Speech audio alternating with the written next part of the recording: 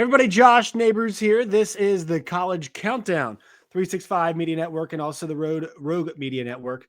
On today's show, we'll break down Chris Klieman and Colin Klein thoughts about Klieman retiring, and then Colin Klein taking over. I think it's a really good piece of business for K-State. Also, some thoughts about the college ball playoff rankings from last night, just reiterating and parroting some things that some other folks have already said, but I've kind of been on this train for a while too. All right, so let's get to it. Make sure you guys follow us on social media at CC Podcast JN. Our man Jack Allen is at Jack Allen TV. And then also I'm at Josh Neighbors _. Like the video, sub to the channel. That stuff really helps. We're at 500 now. So thank you all. Need to get that to 1,000. Okay. And also Christmas trees up. Shout out to the girlfriend. Chris Klieman got the news today. Chris Klieman will be retiring. The now former Kansas State coach is retiring at the age of 58 years old. And with that, Colin Klein is going to be coming in as the next head coach. He had a 126-47 record over the course of his career at K-State. Believe it or not, he was there since 2019. 8-5, 4-6, 8-5, 10-4, 9-4, 9-4, 6-6. It's a really good run for me, my opinion at least, at K-State. 36-27. Also had a good mark in bowl games, 3-2, but went to the Sugar Bowl. That was the 2022 season in which they won the Big 12 championship. With that, they beat that really good TCU team. So, I thought Chris Klieman's run was really strong. That was a good hire. It was a really seamless transition, I think, from Bill Snyder. No, not totally seamless. The 2020 year was tough, but it was COVID. He's had a winning season every year except for the COVID season. So, I think with what happened this year for K-State, this made a lot of sense. The fans were upset. Players were upset. Players' families were upset. I think it all contributed to what we saw take place at K-State this year, which, is pretty unfortunate. But I think it kind of, is rounding to a point where, look, it's not like Chris Klieman couldn't turn it around. 2020 saw a mass exodus from their roster from which they very easily turned it around. Chris Klieman did. But I think that this felt a bit different. Just you could see it on his face when you watch Chris Klieman talk. I think it was the press conference before the final game of the year. Chris Klieman essentially said, I just want this to be over.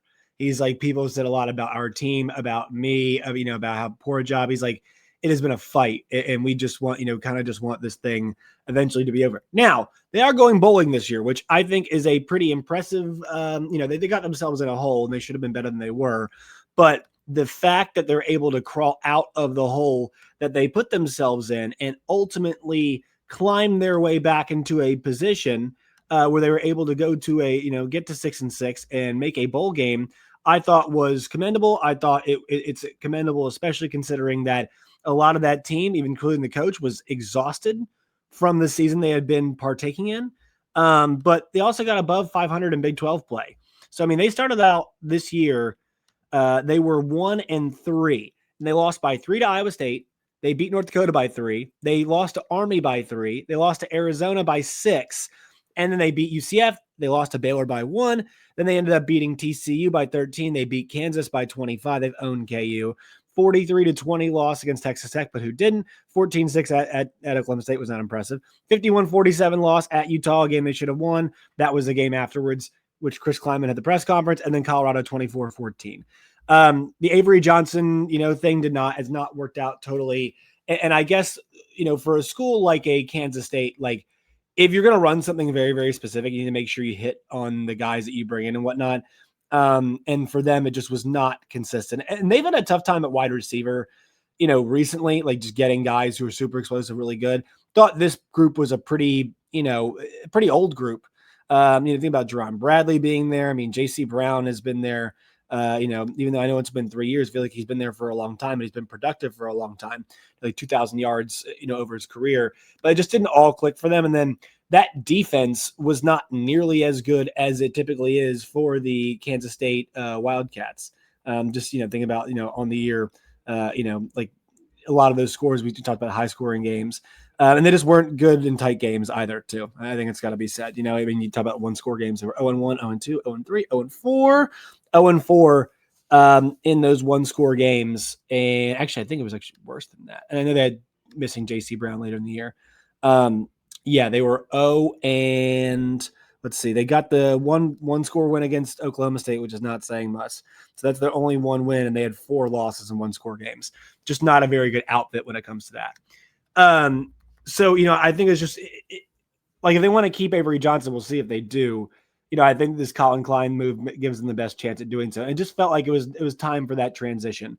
And I think about Kansas State is like they're very good. It's a very good athletic department. They manage this trend, not always, but like the football program has been managed very, very well. They go through long spurts of success. It's really rare to see them suck for a long period, for extended periods, lengths of time, years wise. And then what you're able to do here is this with Colin Klein is that sometimes I don't like the native son hire. Sometimes we get the native son, this guy, he played here, he understands it. Like that means to me, it's like you get the culture and whatnot, and it's going to help you fundraising wise. But what Colin Klein understands is how to win at Kansas State by developing players and like doing something a bit different on offense, right? They really did a good job of running a lot of that spread option stuff, whether it was him running it back in the day. Avery Johnson has been, they put that to good use. Adrian Martinez, they still won some games with him. And also Will Howard, they adjusted that offense very, very well with Colin Klein, mind you, at the helm at his alma mater. And so I like that adjustment that he has made. This is a guy that, played at K-State, played in Montreal Alouettes just for a year, got into coaching. He's only 36. And so while there's a bit more of old school, coach him up, it's going to happen at K-State, there's also a guy who played there that understands it, but he also happens to be young. And so I think it's a nice little marriage. And if you just want individual coaching chops, has he had games where he's been out coached? Yes, Colin Klein has. But also, if you go back to the game against LSU this year, they were up 1 at halftime. Or they're down 1 at whatever it was. They're down at halftime, and he cooks Blake Baker in the second half. And his team looked really, really good, and he's been fantastic this year. And really, he's elevated Marcel Reed. He's very much elevated the quarterback that we were not sure going to be able to elevate in the way that he has. And they had to switch quarterbacks back and forth last year, but eventually, this year they trusted Marcel Reed, and he's been the guy. And for the most part this year, Marcel Reed has achieved at a very, very high level. So I think Colin Klein at 36, for a guy who's been he was out of the college football or out of the football playing game pretty early on, this makes a lot of sense for him. And his guy who's, he coached from 2017 all the way up to 2023. He coached at Kansas State and then got that promotion to Texas A&M. So has done a good job. I think this is a good fit. Not saying there won't be growing pains, but I think the one area where this could hurt is if you look across the Big 12 conference, the one thing that's interesting with the Big 12 is it actually trends a bit older, right? Tech McGuire, not super old, but, he's got youthful energy. Sataki, not super old either, but Kyle Whittingham is older. Willie Fritz, it actually is a bit older as well. Kenny Dillingham is younger. Matt Campbell trends towards that younger side. Klieman was older. Sonny Dykes, a bit older, right? Aranda, a bit they're towards the middle. Lance Leipold is a bit older, right? Rich Rodriguez, a bit older. And then, they have Mike Gundy, which is now a change. Eric Morris, they'll go younger. But it is a good mixture. But a lot of those guys, think about the successful guys in this league. You got a lot of guys. Klieman was successful, older guy. Sonny Dykes, the success, older guy. Also Texas Tech, rather. Joey McGuire, once again, that mid spot. But Kyle Whittingham, who's had success everywhere. Older guy. Willie Fritz had success multiple places. Older guy. So, I think that this is a league that's gotten coaches who understand it very well. They typically do well. I think Kenny Dillingham might be a special case because I think it might just end up being special. But I think this is a great piece of business for Texas Tech. And I really, Texas Tech for Kansas State. I really do. Might not work out, but man, this is a pretty fluid transition. I think it helps them give them a new, younger identity, but still maintain who they are as a program, which I think is the best way to succeed at K-State, is developing. All right, let's talk some college football playoff rankings. We got the newest rankings last night. And just on this Miami Notre Dame point, once again, to this specific argument, and I don't want to make this keep arguing about the sport and this is bad news. But this specific argument, if you're going to put these two teams that close and not honor the results, it's just hard. I know it happened a long time ago. I know.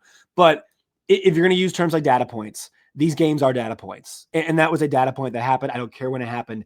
Like, if you want to sell me on all the things that you use, strength of record, but like, and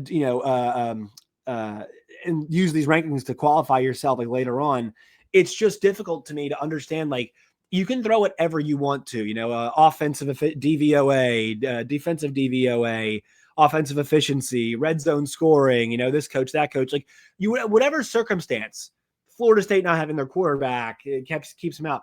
This is simple. This is the most simple way to evaluate a sport.